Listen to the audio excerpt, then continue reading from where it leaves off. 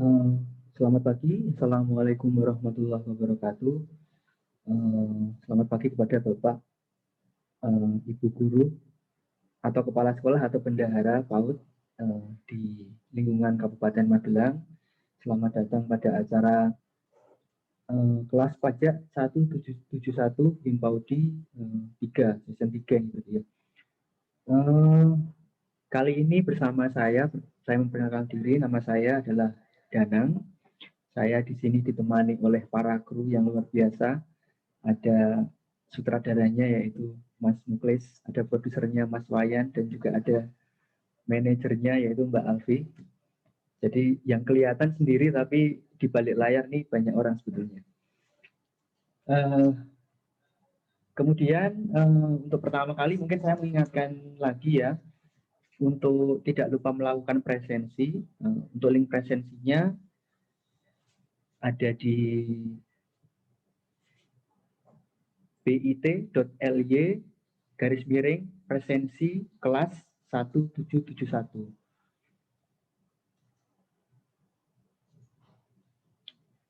Kemudian setelah melakukan presensi, sambil melakukan presensi maka ada pretest. Pretest itu artinya ya nanti diikuti saja, diisikan apa yang kita tahu. Setelah pretest dan presensi, baru nanti kita mulai materinya. Oh iya, tidak lupa nanti juga akan ada door prize yang akan dibagikan nanti bagi penanya, dan nanti juga akan diundi bagi penanya yang beruntung, door prize-nya akan dikirimkan. Kemudian selanjutnya sambil melakukan presensi dan mengisi pretest yang telah disediakan melalui linknya, kita saksikan dulu video dari Bapak Direktur Jenderal Pajak yaitu Bapak Suryo Utomo.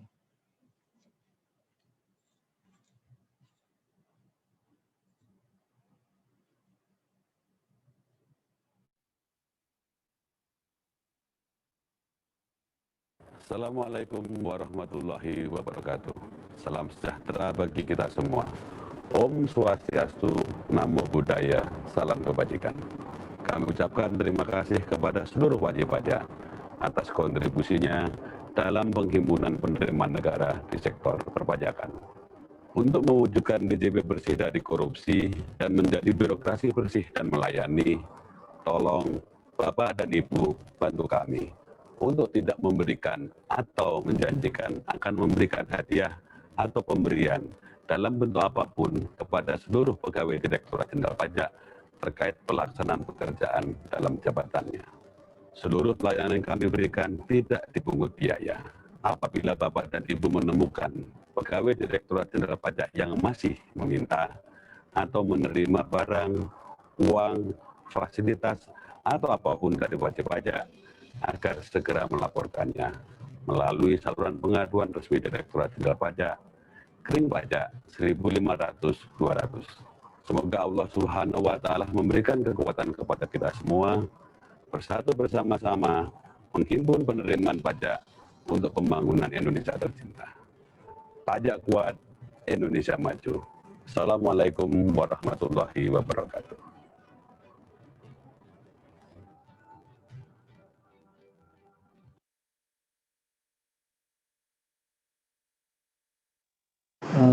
Pemutaran video dari Bapak Dirjen.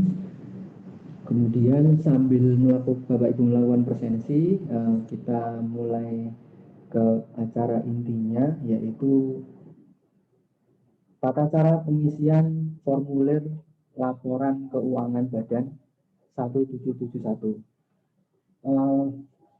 Untuk formulirnya, apakah sudah dicetak, sudah di-download, atau bagi yang sudah, mungkin bisa langsung isi aja ya. Ini saya tampilkan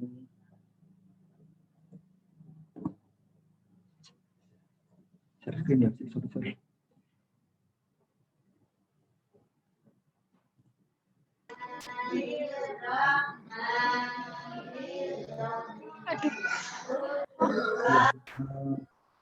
Suarane kok mboten krungu nanti pada wis tutup. Iki pun enten anu lho.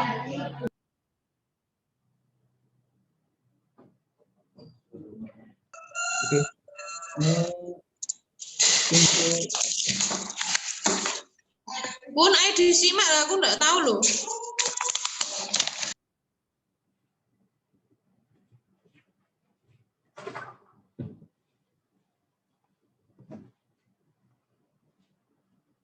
ya, seperti sebelum-sebelumnya, saya rasa mungkin semuanya sudah familiar ya, cuman mungkin cara pengisian SPT-nya ini mungkin hanya lupa saja. Tapi saya yakin di tahun lalu sudah pernah mengisi, atau yang bagi yang belum mengisi nanti bisa ikuti aja. Untuk kewajiban SPT ini saya singkat aja ya. Jadi kewajiban kita itu sebagai pemungut dan pemotong yaitu setor dan lapor. Gampangnya seperti itu. Kalau di sini kan dijelaskan kan ada mendaftarkan, menghitung, membayar, dan melaporkan. Nah, singkatnya sih setor dan lapor. Nah, untuk setor itu nggak saya jelaskan kali ini karena kita fokus ke pelaporannya. Nah, untuk pelaporannya sendiri ada dua macam, yaitu pelaporan SPT masa dan pelaporan SPT tahunan. Kalau SPT masa itu yang dilaporkan bulanan. Kalau SPT tahunan ini yang setahun sekali. Nah, kita ke SPT tahunannya saja yang kita laporkan setahun sekali. Untuk melaporkan SPT tahunan ini ada beberapa cara. Yang pertama bisa datang langsung ke KPP atau ke KP2KP. Artinya formulirnya sudah diisi ya. Kalau belum diisi mungkin nanti ada tugas yang akan membantu. Yang kedua caranya yaitu dengan cara e-filing. Artinya melakukan pengisian melalui internet dengan terlebih dahulu melakukan registrasi pada djponline.pajak.go.id. Jika sudah melakukan registrasi maka bisa melakukan pelaporan secara e-filing. Yang ketiga cara melaporkan SPT yaitu dikirim melalui kantor pos.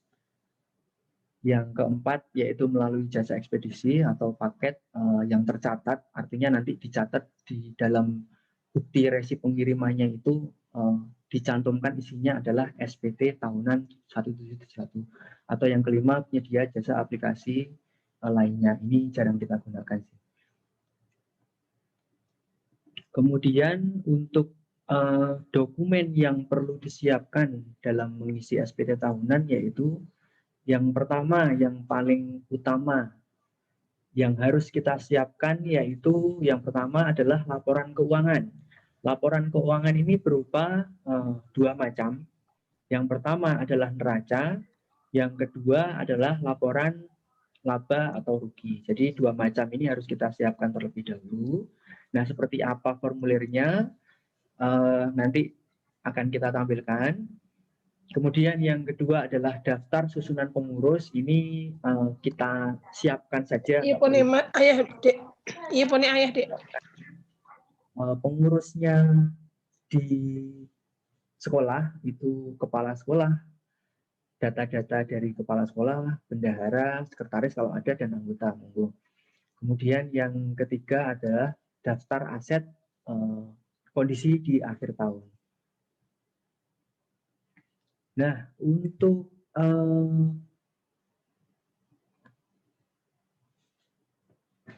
dokumen yang disiapkan, maka kita menyiapkan yang pertama adalah neraca dan laba rugi.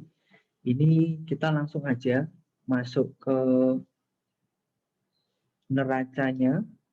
Contoh neracanya saya rasa sudah familiar ya. Share screen.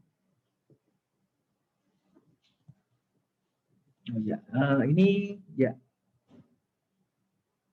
Ini adalah laporan rugi labanya dan ini adalah laporan neracanya. Ini saya rasa udah pernah buat lah.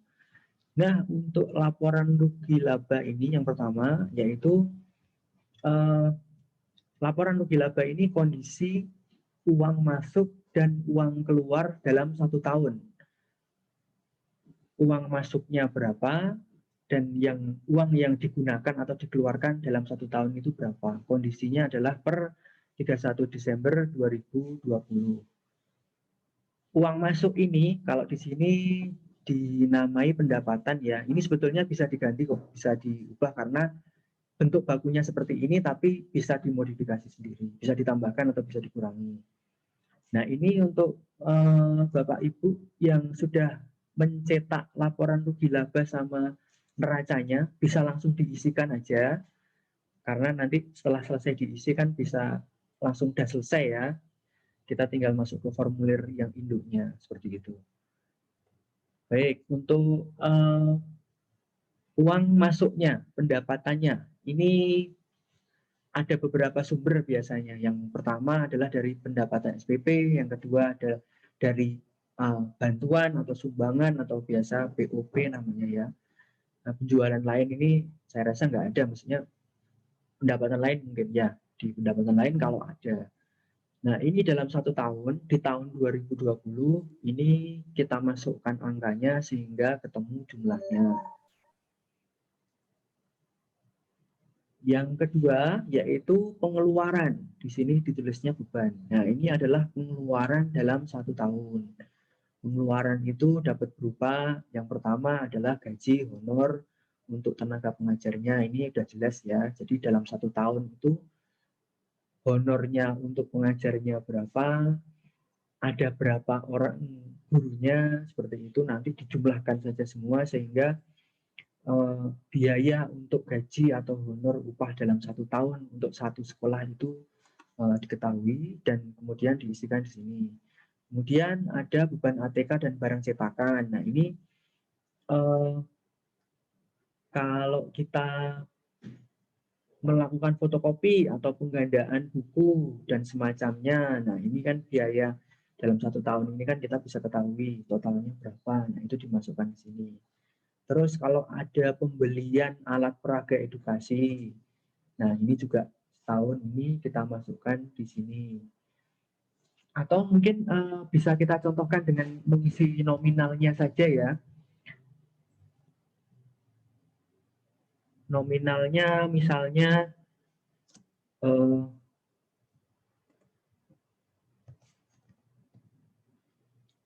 untuk honor misalnya satu orang guru misalnya berapa honornya? 1 juta mungkin ada Bu? 1 juta lebih kali ya atau kurang? Ya misalnya 1 juta per bulan ada 2 orang misalnya seperti itu. Artinya kan 2 orang berarti 2 Ya, juta lanjut, kali Mas. 12 ya kali 12 berarti kan 24 juta misalnya seperti itu. Kemudian untuk ATK dan barang cetakan itu misalnya nih selama setahun kita menggandakan buku, fotokopi dan sebagainya itu sekitar misalnya 2 juta kita masukkan saja di sini. Kemudian untuk pembelian alat peraga edukasi selama tahun 2020 kita masukkan misalnya ada 5 juta seperti itu. Kita masukkan saja langsung. Nah, monggo silakan sambil diisi juga nggak apa-apa pakai pensil nanti baru dipakai kalau udah isinya udah nggak salah dipakai pulpen. Kemudian untuk sarana atau prasarana pendukung kegiatan belajar mengajar ya, mungkin kita masukkan saja 1 juta gitu ya. Kemudian ada rapat, pertemuan atau seminar, ini adalah biaya yang dikeluarkan untuk biaya rapat atau pertemuan. Ini misalnya dalam 1 tahun 1 juta, gampangnya gitu aja contohnya. Kemudian untuk perjalanan dinas, jika memang ada silahkan dimasukkan. Kemudian untuk listrik, air, telepon dalam 1 tahun kita masukkan juga. Untuk sewa ini kalau ada, kalau nggak ada ya kita lewati saja, kita nolkan. Kalau misalnya ada yang gedungnya masih sewa, ya silakan dimasukkan. Kalau tidak, ya tidak. Kemudian peningkatan kapasitas guru, mungkin ini diklat atau semacamnya ya. Ini kalau ada biaya yang dikeluarkan silahkan dimasukkan, kalau tidak ada juga dikosongkan saja. Kemudian jika ada biaya yang dikeluarkan untuk sumbangan atau iuran, silakan dimasukkan, dan beban-beban lain-lain silakan dimasukkan. Nah, ini jumlah dari seluruh biaya itu kita jumlahkan di bawah sini.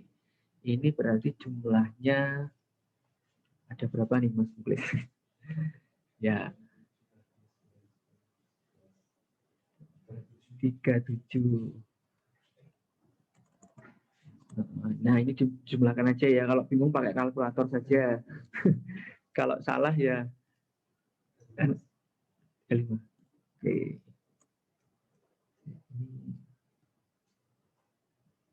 Ya. Nah, ini beban ini jumlah beban atau jumlah pengeluaran dalam 1 tahun ini kalau untuk PAUD atau sekolah TK gitu, ini seharusnya sinkron dengan jumlah pemasukannya. Artinya di sini kan kita tidak ada laba, kita nirlaba ya. Artinya seharusnya itu balance. Pendapatan SPP misalnya di sini taruhlah 5 juta. Nah, terus ada sumbangannya atau BOP-nya itu sebesar 30 juta seperti itu. Jadi nanti akan sama jumlahnya antara uang masuk dengan uang yang dikeluarkan.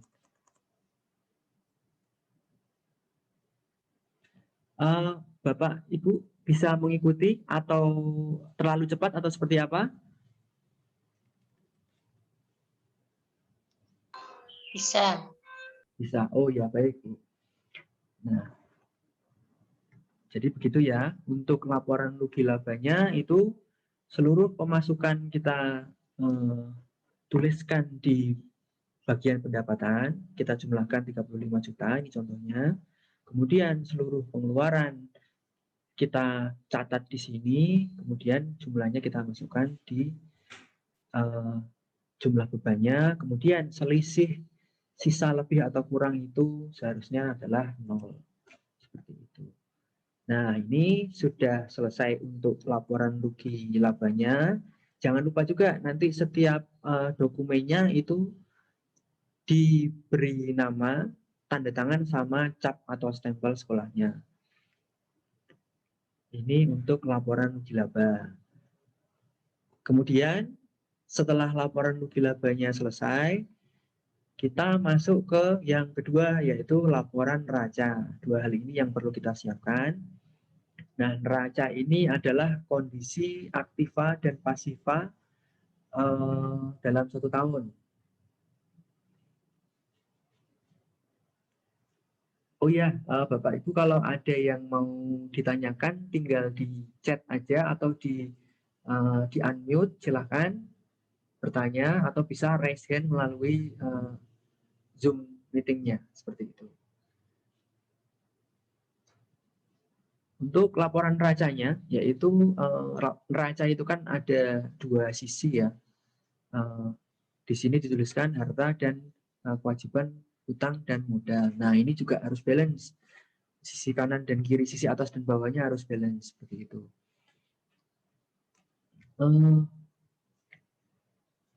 Harta ini adalah kondisi semua aset yang dimiliki. Kondisinya per tanggal 31 Desember 2020. Nah, ini kita bisa masukkan kas atau setara kas yang masih ada pada tanggal 31 Desember 2020 itu berapa. Misalnya kasnya masih ada 500.000.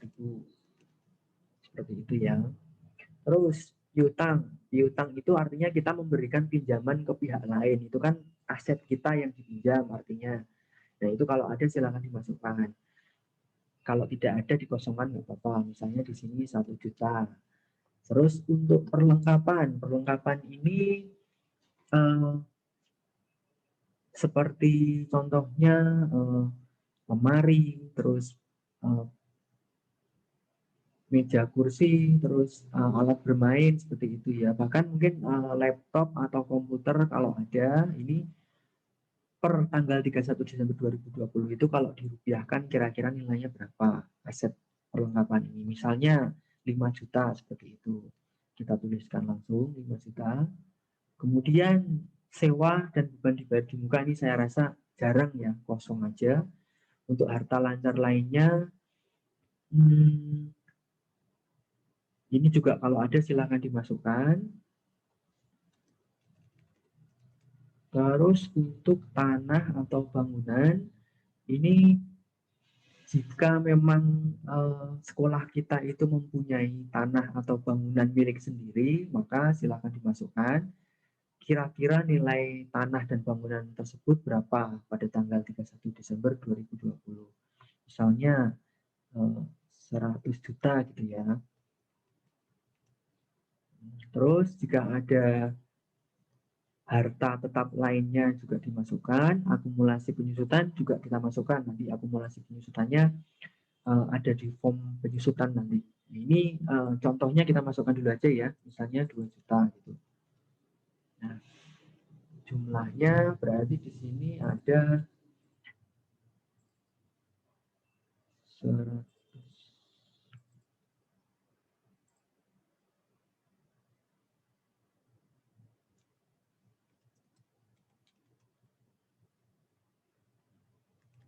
Ya, di sini jumlahnya kalau nggak salah saya ngitung 109.500 ya. Jadi mohon dikoreksi nanti kalau salah. Nah, ini contohnya seperti ini. Nah,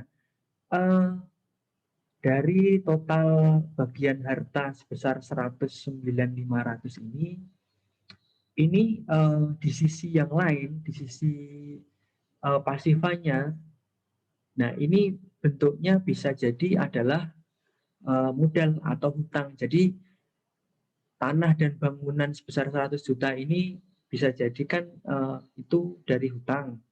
Kalau bukan hutang berarti kan itu memang sudah jadi milik sendiri, artinya kita masukkan ke dalam modal. Nah, biasanya kalau untuk TK atau PAUD itu biasanya tidak ada hutang, artinya semuanya adalah ke modal.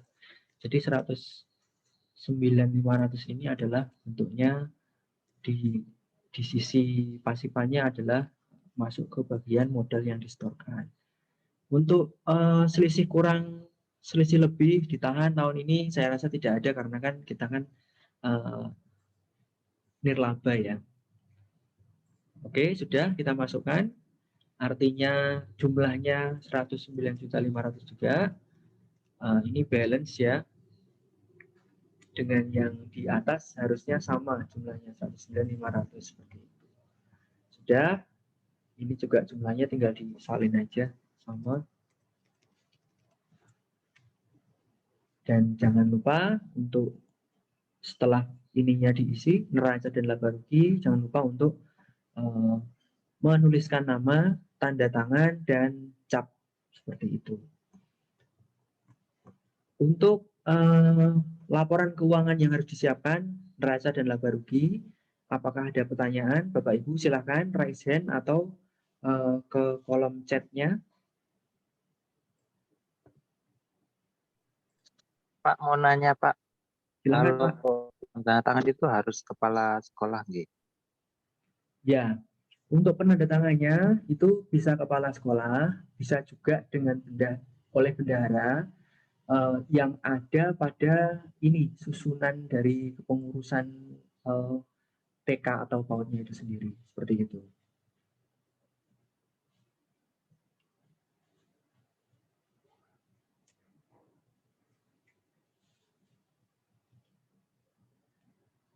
Ada lagi pertanyaan yang lain, monggo?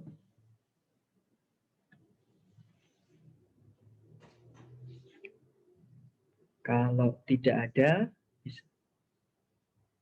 oh ya, di chatnya ya. Baik, pertanyaan dari Ibu Dwi Asti Ifayani Alim.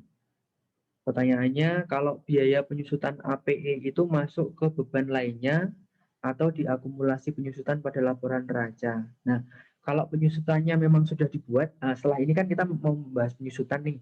Kalau memang sudah dibuat, ya kita masukkan pada neracanya Bu, seperti itu. Nanti totalnya aja yang kita masukkan.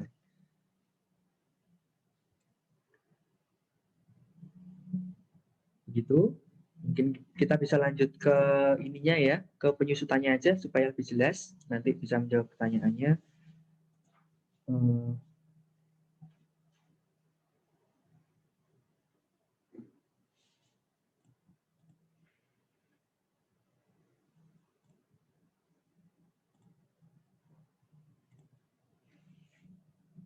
Iya.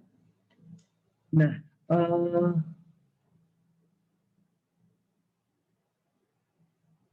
ini aja ya, karena kan kita kan misinya kan dari belakang. Tadi kan kita kan sudah membuat laporan neraca sama laba rugi. Jadi kita selesaikan untuk pengisian neraca sama laba ruginya aja, masuk ke laporan induk, laporan khusus, maksudnya laporan khusus 8A6-nya, baru nanti kita masuk ke penyusutannya aja. Nah, berarti setelah kita menyiapkan laporan rugi laba dan laporan neraca, maka kita tinggal memindahkan saja apa yang sudah kita buat tersebut ke dalam lampiran khusus 8A6. Jadi lampirannya ini aja yang diisi, yang lain ada 8A1, 8A2, dan seterusnya itu tidak perlu diisi. Hanya satu aja, yaitu 8A6. Nah, di lampiran khusus 8A6 ini ada dua bagian. Yang pertama adalah pengisian dari elemen dari neraca. Jadi tadi neraca yang sudah kita buat itu kita masukkan di sini. Kemudian yang satu lagi bawahnya adalah elemen dari laporan laba atau rugi. Itu laba ruginya kita pindahkan ke sini. Jadi ini kita tinggal memindahkan angka saja. Untuk neraca, yang tadi sudah kita buat, ada kas sama setara kas ya Bapak Ibu ya. Nah itu angkanya itu kita pindahkan di bagian sini. Ini kita masukkan saja di sini. Kemudian kita mencari kolom yang sesuai. Misalnya tadi kan kita mempunyai perlengkapan ya, perlengkapan berupa meja, kursi, dan lain-lain yang kita nilainya sudah kita tulis, maka kita masukkan ke dalam aktiva, yaitu kolom nomor 14. Nah ini kita pindahkan ke sini. Terus jika ada tanah dan bangunan, tanah dan bangunan milik sendiri, maka kita masukkan, kita pindahkan ke kolom yang nomor 13 ini, tanah dan bangunan.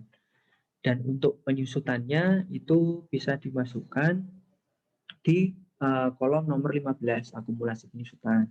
Kalau ada aktiva tetap lainnya, kita masukkan ke kolom nomor 14. Nah ini kita tinggal sesuaikan saja masuknya di mana, seperti itu. Nah, untuk yang sisi sebelahnya, kita kan tadi kan karena tidak ada hutang kan semuanya masuk ke modal ya. Sebesar contoh yang saya buat tadi kan 109.500.000. Nah, itu kita masukkan ke sebelah kanannya, yaitu ke nomor 16 ini, modal saham. Jadi memang bukan saham sih, cuman kita masukkannya kolomnya di sini, modal saham di sini. Sebesar 109.500.000 contoh saya tadi. Nah, untuk totalnya nanti seharusnya sama, kanan dan kiri. Seperti itu. Sudah, kita memindahkan neraca ke dalam elemen neraca, kemudian kita memindahkan laporan rugi laba ke dalam yang bawahnya. Jadi kan tadi kan 8A6 ini kan ada dua ya, atas sama bawah. Kalau yang atas itu neraca, yang bawah itu rugi laba. Nah, kita tinggal masukkan saja jumlah uang masuk selama tahun 2020 itu masuk ke dalam nomor 1, yaitu penjualan bersihnya. Kita masukkan angkanya, kita pindahkan saja, tinggal ditulis ulang. Kemudian untuk persediaan awal, pembelian, persediaan akhir ini tidak, karena kan kita tidak ada lah. Gitu. Kemudian langsung ke laba kotornya. Laba kotornya kan artinya kan dari penjualan itu kan karena tidak ada persediaan awal dan akhir kan menjadi laba kotor. Artinya kita pindahkan aja ke kolom nomor 6, yaitu laba kotornya ini. Kemudian beban penjualan itu tidak ada karena kita tidak penjualan, yang ada adalah beban umum dan administrasi. Nah, berhubung tadi kita itu nirlaba, pemasukan adalah sama dengan pengeluaran, uang yang masuk itu semuanya dipakai, maka untuk beban umum dan administrasi ini otomatis nanti angkanya akan sama. Jadi untuk laba usahanya sendiri adalah 0, seperti itu. Jadi kita tinggal memindahkan saja angka-angkanya, angka yang sama. Untuk labanya 0, terus laba bersihnya juga 0. Kemudian jangan lupa juga untuk di paling bawah itu ini yang kolom 3 ini transaksi dengan pihak-pihak yang punya hubungan istimewa, ini saya rasa tidak ada. Langsung saja ke ditandatangani sama dicap sama di stempel seperti itu. Oh ya, jangan lupa nama juga dituliskan di sebelah sini untuk nama penanda tangannya seperti itu. Nah, ini untuk memindahkan neraca dan laba rugi sudah selesai. Kemudian baru kita masuk ke yang penyusutan. Sampai di sini ada yang kurang jelas, bisa mengikuti Bapak Ibu? Monggo silakan kalau ada yang mau ditanyakan, raise hand aja atau bisa ke kolom chatnya.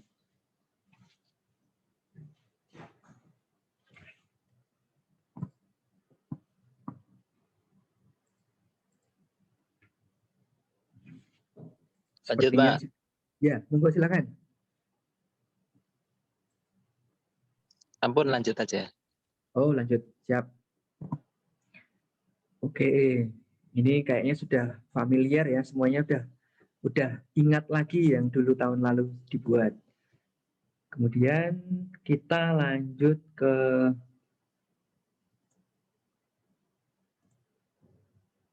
penyusutannya. Jadi langkah selanjutnya setelah kita mengisi yang 86 tadi, maka kita mengisi yang bagian daftar penyusutan ini. Jadi kita inventarisir dulu ya, aset apa yang kita miliki. Nah, di sini contohnya aset yang dimiliki itu adalah laptop, meja kursi, ada lemari, ada motor, atau ada mobil juga di sini. Nah, setelah kita catat seperti ini, kita perlu memisah-misahkan ya, kita pilah-pilah, karena kan di sini kan kita harus mengelompokkan harta tersebut. Harta tersebut dikelompokkan menjadi 4 kelompok. Masing-masing kelompok itu dipisahkan berdasarkan umur manfaatnya. Jadi yang kelompok 1 ini adalah barang-barang yang masa manfaatnya umurnya itu kira-kira hanya 4 tahun. Seperti laptop, meja, lemari itu dalam 4 tahun ini biasanya rusak. Kalau lebih dari 4 tahun ya berarti bonus lah, seperti itu. Masih awet gitu. Nah, yang untuk kelompok 2 ini umurnya 8 tahun. Jadi aset yang umurnya 8 tahun itu masuk ke kelompok 2. Yang ke kelompok 3 yaitu 16 tahun, dan yang di kelompok 4 itu 20 tahun. Nah, di sini contohnya aset yang kita miliki ini ada 5 macam, yaitu laptop, meja kursi, lemari, motor, dan mobil. Untuk keempat aset ini kita masuk ke kelompok 1. Laptop, meja kursi, lemari, motor ini masa manfaatnya itu hanya 4 tahun, jadi kita masukkan ke kelompok 1. Kemudian yang masuk ke kelompok 2, yang masa manfaatnya itu 8 tahun, itu adalah mobil. Nah, dari sini gampangnya gini ya Bapak Ibu, misalnya nih harga laptopnya ini adalah 4 tahun, maka 4 juta, mohon maaf, harganya 4 juta, karena dia masuk ke kelompok 1, maka dalam 4 tahun ini laptop ini akan rusak. Jadi selama 4 tahun ini harganya akan menjadi 0, dari 4 juta menjadi 0. Artinya apa? Artinya harganya ini tinggal kita bagi 4 aja, karena kita kan pakai metodenya garis lurus. Harganya ini kita bagi 4 aja. Jadi dalam 1 tahun ini nilai laptopnya ini berkurangnya adalah 1 juta, 1 juta, 1 juta, sehingga pada tahun keempat nanti nilainya adalah 0 habis, seperti itu. Misalnya laptopnya ini dibeli di tahun 2017 dengan harga 4 juta, maka posisi di awal tahun di di awal tahun 2020-nya atau akhir 2019-nya ini sudah menyusut 2 tahun sebesar 2 juta, maka nilai sisanya itu tinggal 2 juta.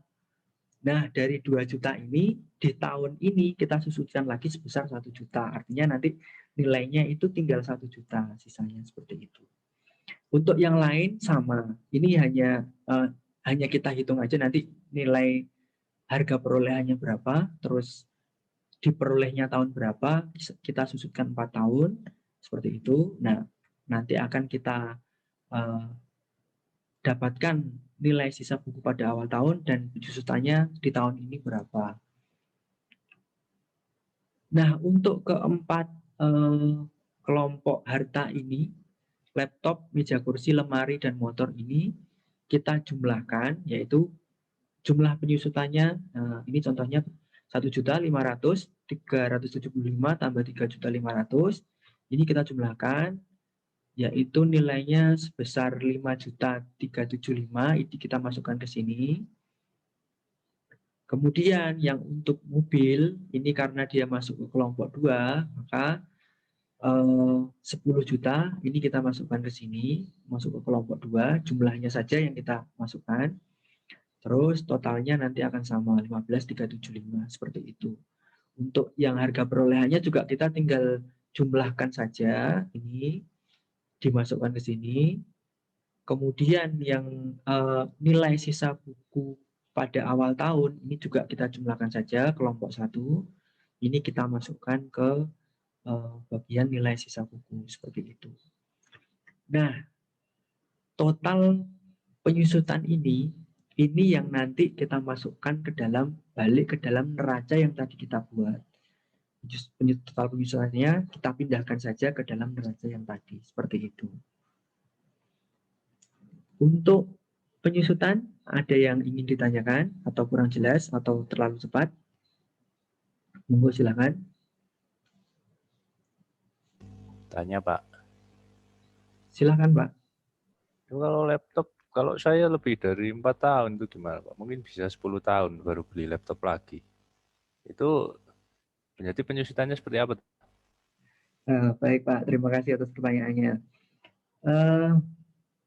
Jadi kita kan ada ininya ya, ada aturannya ya. Kalau laptop itu walaupun dipakainya bisa awet, bisa lama, tapi kita susutkannya tetap 4 tahun, seperti itu Pak. Jadi nanti ada listnya kok, itu ada jenis-jenisnya mana yang masuk ke kelompok mana, seperti itu. Begitu Pak.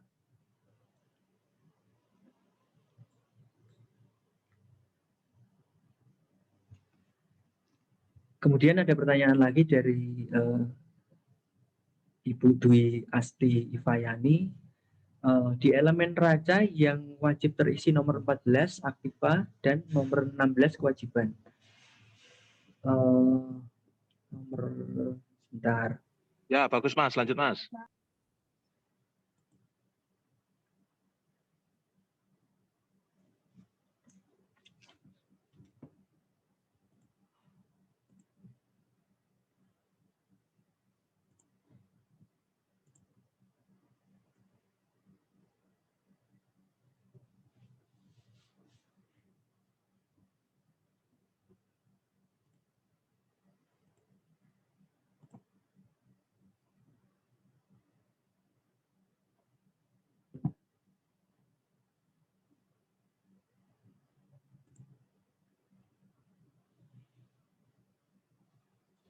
Oh iya betul. Aktiva tetap itu untuk ininya ya. Tadi Bu untuk aset yang dimilikinya. Kemudian yang bagian untuk bagian sebelahnya yaitu pasifannya yaitu betul nomor 16 modal saham seperti itu. Ya, sudah betul Bu.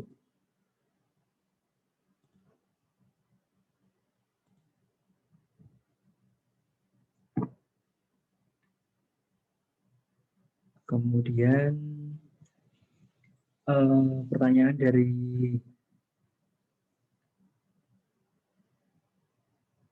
di mana kita dari TK atau KB Anur ya. di mana kita bisa mendapatkan list harta yang mengalami penyusutan. Apakah setelah 4 tahun tidak dilaporkan lagi, setelah nilai sisa 0, meski laptop masih digunakan? Ya, betul. Untuk list hartanya mungkin nanti bisa disampaikan setelah ini, nanti bisa kontak aja. Jadi memang gitu ya, nanti setelah 4 tahun itu nilainya sisanya menjadi 0. Jika masih digunakan artinya nilainya memang sudah menjadi 0. Terus pertanyaan dari Ibu Sri Murdiati, kalau tidak punya barang berharga yang mengalami penyusutan, tidak melakukan penyusutan ya Pak, misal laptopnya pribadi, ya betul.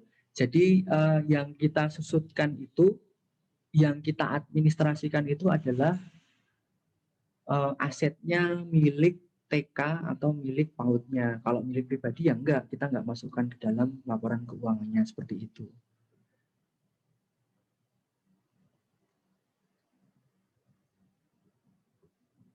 Gitu, ada yang ingin ditanyakan lagi? Kalau tidak mungkin kita bisa lanjut ke formulir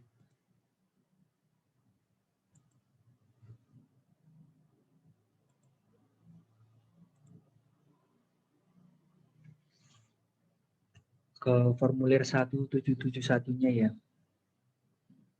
Nanti nggak apa-apa kalau misalnya tadi ada yang terlewat atau mau ditanyakan pembahasan yang tadi di chat aja, ditulis aja, nanti kita akan jawab. Kemudian jadi kita awalnya tadi sudah membuat neraca sama laba rugi sudah selesai. Terus kita pindahkan neraca dan laba rugi itu ke dalam formulir 8A6 sudah selesai. Kemudian penyusutan aset-aset sudah selesai. Maka kita ke formulir induk dan formulir lampirannya dari formulir laporan 1771 ini.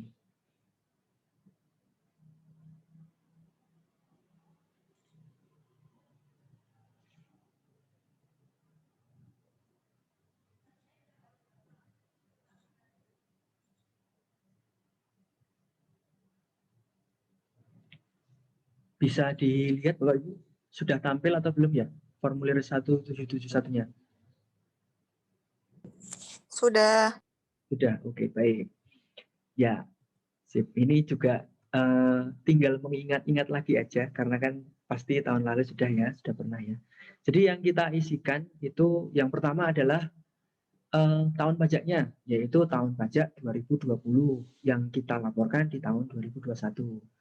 Kemudian data-data pokok ini, identitas ini harus kita isikan secara lengkap, yaitu NPWP dari TK-nya sendiri ya, TK atau PAUD-nya atau yayasannya, kemudian namanya silakan dimasukkan, jenis usahanya silakan dimasukkan, kemudian nomor telepon ini juga jangan lupa, karena kalau tidak dilengkapi nomor telepon bisa jadi dianggap tidak lengkap. Kemudian untuk periode pembukuan ini adalah bulan dan tahun. Jadi di sini kita isikan 01, artinya bulan 1, 20,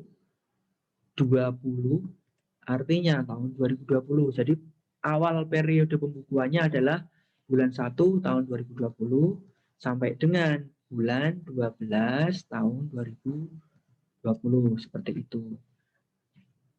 Untuk masing-masing halaman nanti sama, harus kita lengkapi dulu. Tahun pajaknya 2020, terus NPWP-nya kita tuliskan, namanya kita tuliskan, periode pembukuan juga kita tuliskan, 0120, 1220. Ini semuanya harus kita lengkapi. Lampiran 1, terus lampiran 2-nya juga, lampiran 3, sampai dengan lampiran yang ke-6, seperti itu. Kemudian kita ngisinya malah dari belakang ini. Depannya nggak apa-apa, nanti depannya terakhir aja. Jadi dari belakang itu formulir 17716 lampiran 6 ini adalah daftar penyertaan modal pada perusahaan afiliasi sama hutang dari afiliasi sama hutang pada pemegang saham. Ini saya rasa tidak ada, jadi kita kosongkan aja. tetapi identitasnya tetap harus diisikan yang di atas. Kemudian kita ke depannya lagi, lampiran kelimanya. Nah, ini di lampiran 5 ini kita mengisikan, yaitu pada bagian A adalah daftar pemegang saham atau pemilik modal dan jumlah dividen yang dibagikan. Jadi yayasannya itu, misalnya yayasan ya, kita memasukkan yang memiliki modal, yang mempunyai modal itu namanya siapa, alamatnya di mana, NPWP-nya kita masukkan, dan jumlah setornya itu kita masukkan. Biasanya untuk pemilik modal ini kan lebih dari satu. Nah, kalau lebih dari satu, misalnya ada 2 orang, maka nanti porsinya berapa persen. Misalnya Bapak A itu modalnya 10 juta, misalnya seperti itu ya. Terus Bapak B itu modalnya untuk yayasannya itu mungkin 10 juta juga. Artinya kan di sini kan totalnya kan 20 juta. Artinya kan porsinya adalah 50-50 seperti itu. Nah, misalnya porsinya, misalnya jumlah setornya berbeda, ya tinggal diporsikan aja, dipersentasekan aja. Kemudian ini sudah. Yang bagian B itu daftar susunan pengurus dan komisaris. Nah, kalau yang ini kita wajib isikan ya. Kan pasti ada pengurusnya tuh, TK sama PAUD-nya. Di sini jabatannya adalah kepalanya atau ketuanya, boleh, monggo. Kepala ini namanya siapa, alamatnya di mana, NPWP-nya kita masukkan. Kemudian yang kedua kan ada bendahara, kita tuliskan bendahara. Itu namanya siapa, alamatnya di mana, dan NPWP-nya berapa, silakan. Kalau ada yang lain tinggal kita tambahkan. Itu untuk formulir 5-nya. Formulir 5 sudah kita isi. Lanjut aja, kita langsung ke formulir yang keempat. Kita cek saja. Formulir keempat ini identitas harus diisikan lengkap, NPWP, nama, periode pembukuan. Nah, kita lihat di bagian A ini adalah bagian PPh final. Jika memang ada PPh yang sudah disetorkan, PPh yang sifatnya final, yang seperti akun-akun yang disebutkan di sini, ini kita masukkan. Tapi jika memang tidak ada, ya berarti kita lewatkan saja. Saya rasa kalau TK biasanya, TK Polsi nggak ada sih biasanya. Nah, kalau misalnya ada, silakan dikonsultasikan aja nanti masuknya kemana. Jadi ini kita anggap kosong, tidak ada. Kemudian yang bagian B, penghasilan yang tidak termasuk objek pajak. Nah, ini tadi kan kita waktu membuat laporan rugi laba itu kan pemasukannya kan ada beberapa macam ya. Ada dari SPP atau sumbangan. Nah, jika ada bantuan atau sumbangan, itu nilai rupiahnya kita pindahkan saja ke sini. Kita masukkan ke sini. Ini kita masukkan. Jika memang ada hibah juga monggo kita masukkan. Kalau nggak ada ya kosongkan aja. Terus sudah dijumlahkan aja. Jumlahnya berarti masuk ke paling bawah. Seperti itu. Untuk lampiran 4 sudah. Kita maju lagi ke lampiran 3. Nah, untuk lampiran 3 ini pastikan identitasnya juga sudah dilengkapi, NPWP, nama, sama periode pembukuannya. Kemudian, nah di sini untuk lampiran 3 ini apabila kita mempunyai pajak-pajak yang sudah dipotong atau dipungut oleh pihak lain, maka kita masukkan sini. Kalau tidak ada ya kosong aja, biasanya sih nggak ada seingat saya. Misalnya pun ada, nanti ini aja dikonsultasikan aja. Misalnya, oh saya pernah ada pajak yang dipotong oleh pihak lain, nah itu tinggal ditanyakan ke kami aja nanti biar kita bantu memasukkannya. Ini saya rasa lampiran 3 sudah.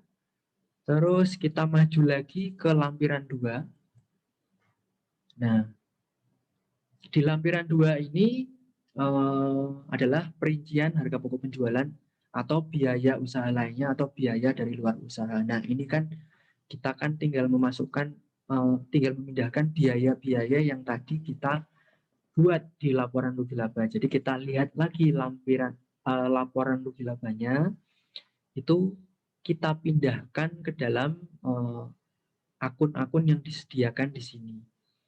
Misalnya di sini kan ada akun yang kalau pembelian barang dagangan ini kan nggak ada ya. Terus di sini ada gaji, upah, bonus. Nah ini gaji ini yang dari laporan laba rugi itu jumlahnya berapa kita pindahkan di sini di bagian sini kolom yang ini. Kemudian untuk biaya transportasi, jika tadi di laporan rugi labanya itu ada biaya transportasi, maka kita tinggal memindahkan ke sini, ke row nomor 3 ini. Kemudian biaya penyusutan amortisasi juga kita pindahkan ke sini. Biaya sewa yang dari laporan rugi laba kalau ada kita pindahkan ke sini, kalau nggak ada ya enggak. Terus yang lain-lain, bunga pinjaman, jasa segala macam ini biasanya sih nggak ada sih.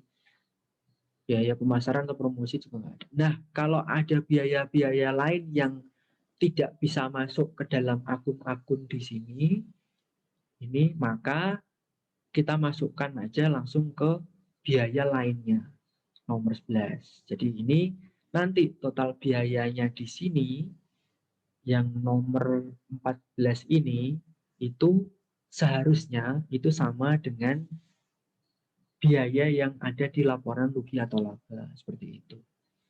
Ini sudah kita isikan. Nah, seluruh kolom ini itu kita pindahkan ke kolom yang paling kanan. Kolom yang paling kanan ini kan menjumlahkan antara biaya usaha, biaya dari luar usaha, sama harga pokok penjualan. Nah, berhubung kita hanya mengisi yang biaya usaha lainnya, maka ini tinggal pindahkan aja. Angka-angka tadi digeser aja, dipindahkan ke bagian jumlah, sehingga nanti jumlahnya juga akan sama. Ini juga akan sinkron dengan yang laporan rugi atau laba. Untuk lampiran 2, hanya ini saja yang diisikan.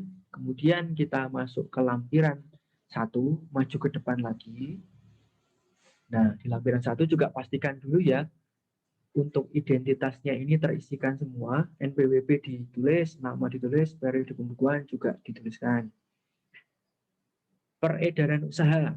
Peredaran usaha ini kita ambil dari laporan laba rugi lagi. Dari total dari pemasukan atau uang masuknya, yang bagian atas tadi totalnya berapa, kita tinggal pindahkan ke sini. Kemudian HPP itu tidak ada, biaya usaha lainnya, nah ini kan kita memindahkan yang dari total dari lampiran 2 ini tadi. Kita pindahkan totalnya ke sini, dan untuk biaya usaha ini harusnya sama juga, angkanya sama dengan yang di laporan rugi laba. Artinya peredaran usaha dengan biaya usaha ini jumlahnya seharusnya sama, karena kan tadi kan di laporan keuangan laba ruginya kan kita kan nihil kan, laba. Maka peredaran usaha dikurangi dengan biaya usaha itu seharusnya hasilnya 0. Jadi untuk penghasilan itu dari usaha itu 0, yang lain-lain juga 0. Biaya dari usaha 0, jumlahnya 0. Jadi jumlah penghasilan neto komersialnya juga 0, seperti itu.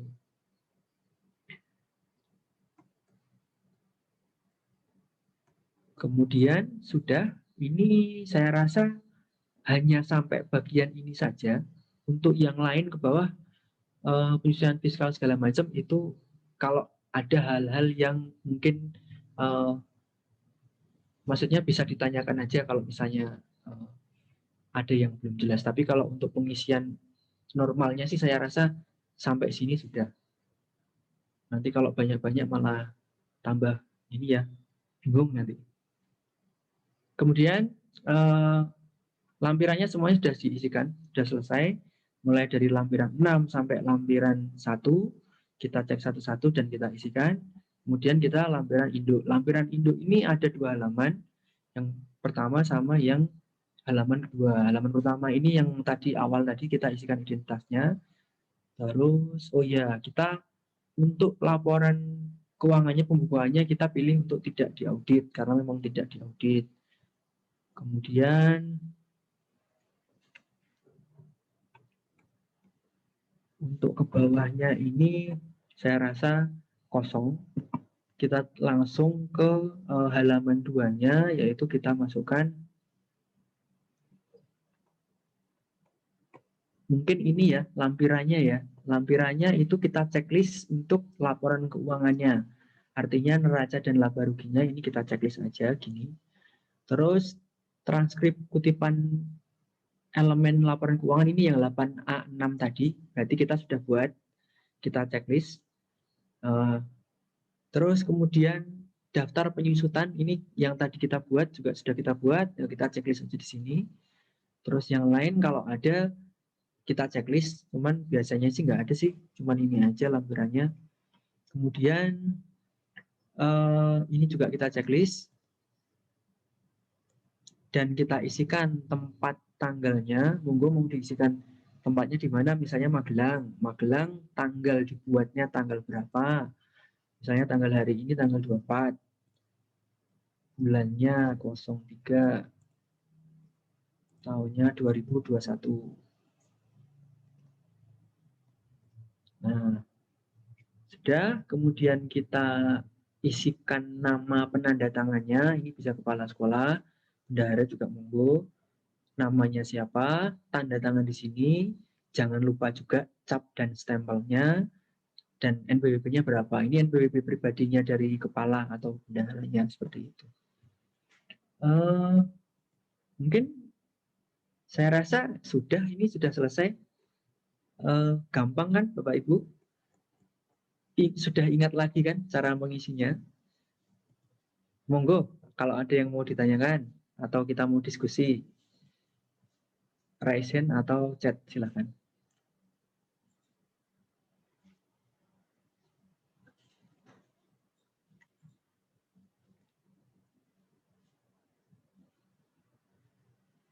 Ya, pertanyaan dari yang sudah masuk ini dari Ibu Novita Damayanti Hapsari Putri. Bagaimana perhitungan penyusutan secara baku? Perhitungannya itu sebetulnya itu kalau penyusutan kan ada beberapa macam ya. Itu kan standar akuntansi ya. Ada yang garis lurus, ada yang beberapa sih. Cuman kita biasanya pakainya yang garis lurus aja. Artinya penyusutannya itu selalu proporsinya selalu sama. Jadi misalnya barang itu masuk ke kategori harta kelompok yang satu, artinya penyusutannya itu 4 tahun. Kita anggap 4 tahun, berarti mudahnya itu harganya tinggal dibagi 4 aja. Kita susutkan per tahun itu adalah seperempatnya hilang, seperempatnya hilang, seperempatnya hilang, seperti itu. Tapi kalau memang mau menggunakan metode penyusutan yang lain juga monggo sih, silakan sih. Mungkin agak sedikit ribet gitu. Kalau yang paling mudah sih ya dengan garis lurus seperti tadi. Kemudian untuk pertanyaan dari Ibu Novi KPI Anur, izin bertanya, untuk pengeluaran gaji yang bersumber dari sekolah dan tunjangan profesi, apakah dimasukkan semua dijadikan satu? Oh iya, kalau yang ini mohon maaf, saya juga belum paham nih. Untuk tunjangan profesi itu asalnya apakah dibayarkan oleh sekolah atau dibayarkan dari tempat lain gitu? Maksudnya apakah dari dinas atau dari mana gitu?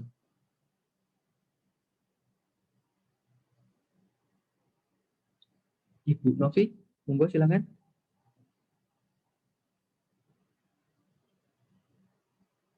Ya, Pak. Ya, untuk tunjangan ini berarti ada 2 sumber ya Bu ya? Iya. Gaji sama tunjangan profesi. Nah, gajinya asalnya dari sekolah berarti yang membayarkan sekolah. Ya. Terus Kemudian, untuk tunjangan profesi itu kan dari pemerintah, dari APBN. Oh gitu, berarti yang membayarkannya dari dinas atau dari mana ya Bu ya? Iya, dari dinas Pak. Ya. Jadi yang dimasuk berarti kan yang di TK-nya atau di PAUD-nya itu kan hanya yang dari pemasukannya yang bantuannya itu untuk membayarkan hanya yang gaji yang itu saja ya, bukan tunjangan profesinya ya. Kalau apa itu potongan pajaknya nanti dari NPWP pribadi. Maksudnya kan berarti kan yang gaji yang dari bersumber dari sekolah ini kan yang dari BOP atau bukan? BOP juga? Bukan. Oh, bukan. Dari sekolah, jadi dari pemasukan sekolah, Oh, pemasukan dari sekolah. yayasan Oh, ya. gitu. Ya. Berarti gini, yang dimasukkan di laporan rugi laba itu hanya yang dari sekolahnya aja. Kalau tunjangan profesi itu tidak menjadi pengeluaran dari sekolahnya. Karena kan kita kan laporan rugi laba ini kan laporan rugi laba sekolahnya ya. Jadi Iya, kan Pak. kita mencatat yang dikeluarkan oleh sekolah saja. Jika memang ada tunjangan profesi untuk guru dari pihak lain tidak masuk ke pengeluaran sekolahnya seperti itu. Oh ya, siap. Ya. Terima kasih, Pak. Ya, sama-sama Bu.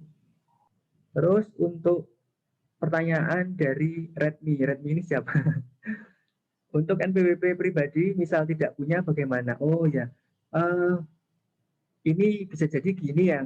Kan kalau buat NPWP badan atau lembaga TKPOD itu kan memang harus buat NPWP pribadi dulu. Nah, pasti punya ketuanya atau kepalanya atau bendaharanya itu biasanya pasti punya. Nah, jika memang ada pergantian pengurus, terus pengurus yang baru belum punya NPWP, maka silahkan membuat NPWP dulu untuk pengurusnya. Kemudian pertanyaan dari Ibu Sri Murdiati, bila tidak mempunyai NPWP, apa boleh gabung NPWP suami? Boleh. Jika memang NPWP suami sudah memiliki NPWP, maka monggo silahkan dimasukkan aja NPWP milik suami, seperti itu. Ada pertanyaan yang lain, monggo.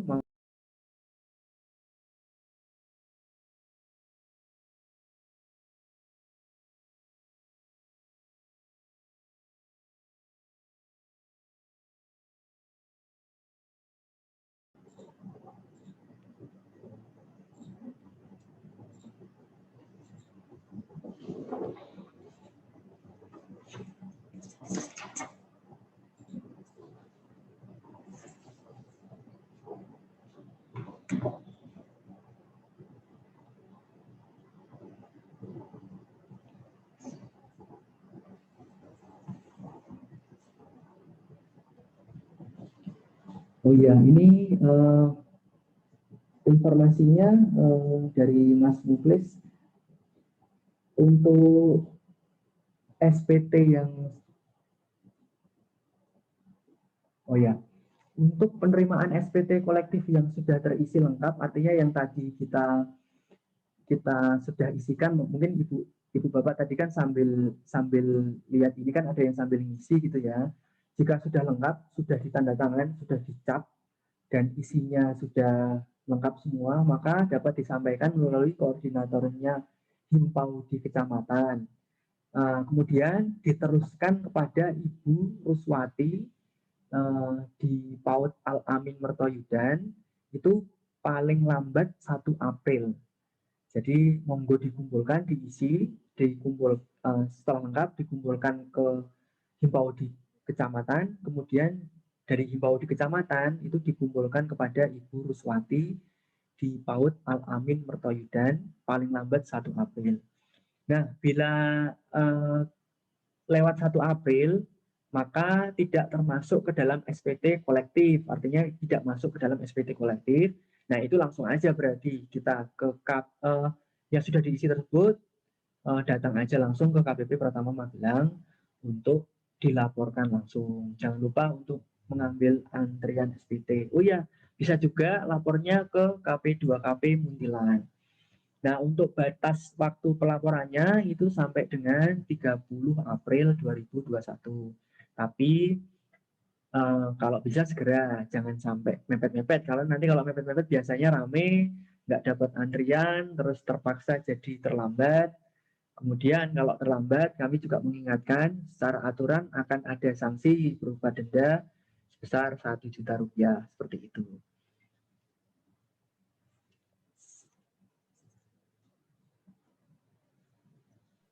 Oke, baik Mas. Ada lagi Bapak Ibu yang ingin ditanyakan? Nanya Pak, Nggak ada Mas, nggak ada. Nggak yang ada Mas, sudah nggak ada NPWP Mas. pribadi itu kolektif juga Pak? Untuk NPWP pribadi itu lapornya kan beda ya, beda dengan NP. Ini kan kita kan pelaporan SPT tahunan badan. Nah, kalau untuk pelaporan SPT pribadi, NPWP pribadi itu tidak kolektif. Artinya silahkan lapor melalui e-filing pada websitenya pajak djponline.pajak.go.id atau lapor langsung ke KPP Pertama Magelang atau ke KP 2KP Munjilan. Kemudian ini ada pengumuman dari sutradara saya ini. Untuk door prize yang beruntung hari ini, penanya yang beruntung yaitu ada Ibu Dwi Asti Ifayani dari Al-Alim. Kemudian yang kedua yang beruntung mendapatkan door prize yaitu Ibu Novi dari KPI An-Nur. Nah, untuk Ibu Dwi Asti Ifayani sama Ibu Novi silahkan japri adminnya grup WA atas nama Alfi Amalia. Nanti mungkin akan diminta alamatnya dan door prize-nya mungkin akan dikirim atau mungkin bisa janjian diambil di sini. Monggo silahkan nanti dihubungi saja Mbak Alfi Amalia seperti itu.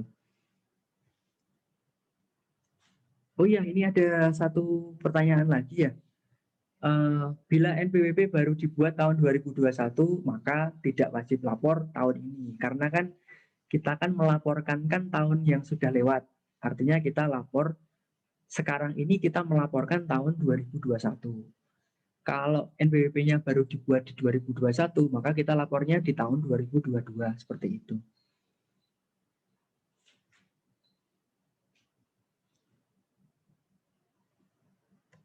Baik, ada penanya lagi?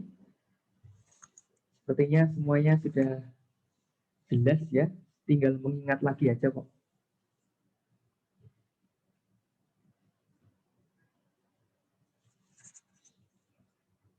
Oke. Mungkin yang sesi ini saya rasa cukup.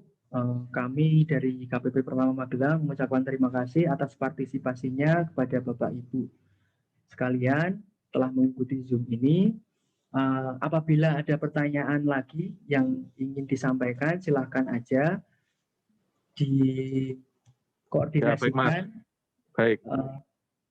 kepada adminnya. Oh ini. Ya Mas, baik Mas, terima kasih. Ya. Terima kasih Mas, baik. Siap, terima kasih Pak. Kemudian ini ada satu penanya lagi dari Wulandari, Ibu Wulandari. Kalau belum punya NPWP, saya sarankan segera membuat NPWP dulu, Bu. Karena kan nanti kan waktu pengisian SPT tahunan 1771 punya PAUD sama TK-nya itu kan harus mencantumkan NPWP pribadi di bagian bawah. Jadi silakan dibuat dulu. Buatnya secara online bisa.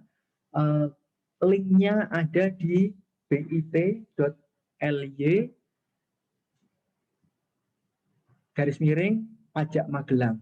Untuk syaratnya nanti diikuti saja. Syaratnya itu nanti mungkin hanya menyiapkan nomor KTP sama ini saja, sama email kalau nggak salah. Email, nomor HP silakan disiapkan.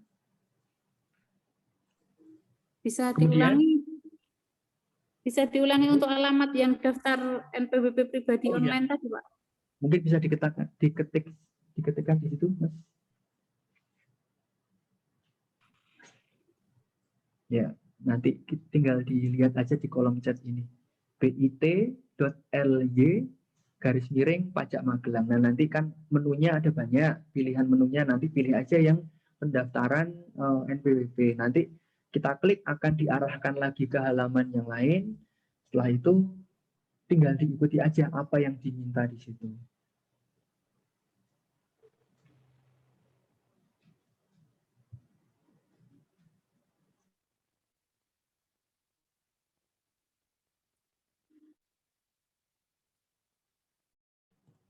Oh iya, mohon maaf Bu, kalau untuk yang pendaftaran yang langsung ke kantor itu malah dibatasi, nggak bisa kalau nggak salah. Jadi memang harus online pendaftarannya, seperti itu. Kemudian ini saya, oh iya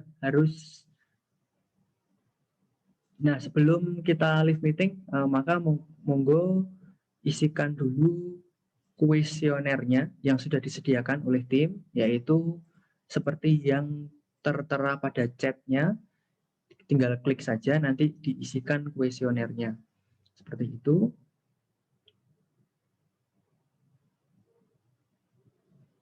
Mungkin untuk sesi ini saya rasa cukup. Untuk pertanyaan selanjutnya monggo dihubungi saja atau bisa menghubungi AR-nya masing-masing di bit.ly.pajakmagelang tadi. Nanti ada menunya untuk konsultasi seperti itu. Jika ada yang masih kurang jelas. Saya Danang beserta tim di sini mohon pamit undur diri. Terima kasih atas atensinya. Semoga sehat selalu. Selamat siang. Wassalamualaikum warahmatullahi wabarakatuh.